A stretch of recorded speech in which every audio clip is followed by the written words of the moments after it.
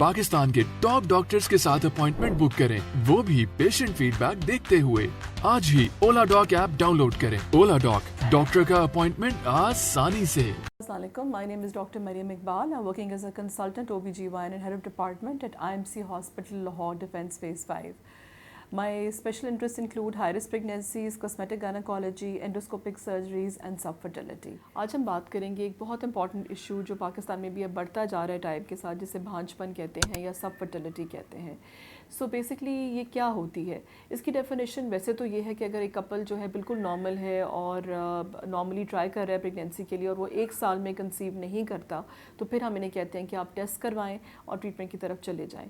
लेकिन अगर कोई ऐसी पहले से ही आपको मालूम है कि कोई प्रॉब्लम है कपल में, जैसे हस्बैंड की रिपोर्ट पहले कभी कराई हो और ठीक ना हो, या एज बहुत ज़्यादा हो, इसी तरह वाइफ की एज 35 से ऊपर है, या उन्हें पहले से पता है कि उन्हें पॉलीसिस्टिक ओवरी है या एंडोमेट्रियोसिस है, कोई भी ऐसी बीमारी है जिसमें ओवरीज या यूट्रस इफेक्ट होते हैं, या कोई हार्मोनल प्रॉब्लम है जिसका वो या साइकिल इरेगुलर है, तो वो 1 साल का वेट किए बगैर पहले भी अपना एटलीस्ट टेस्ट करवा सकते हैं।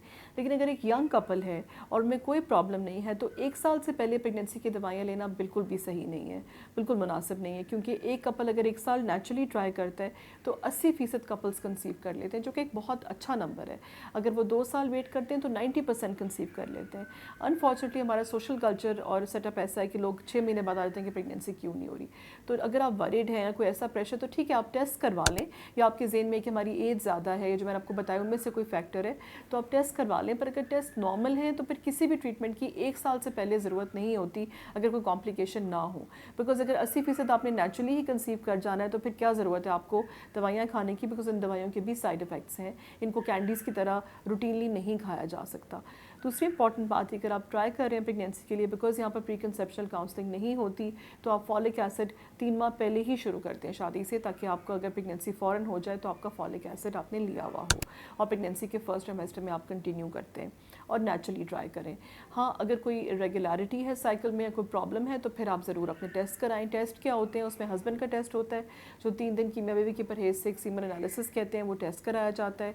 वाइफ के पीरियड्स के सेकंड डे पे कुछ ब्लड के टेस्ट होते हैं जो हार्मोन प्रोफाइल होती है, और कुछ रूटीन के बेसलाइन होते हैं, और कभी कभी हम अल्ट्रासाउंड भी करवा लेते हैं अगर कोई ऐसी कॉम्प्लिकेशन हमें लग रही है साइकिल में या हिस्ट्री में कि उसमें अल्ट्रासाउंड की रिक्वायरमेंट है, जो कि एक सिंपल टेस्ट है। अगर वो टेस्ट नॉर्मल है तो प्लीज़ आप 1 साल नेचुरली ट्राई करें।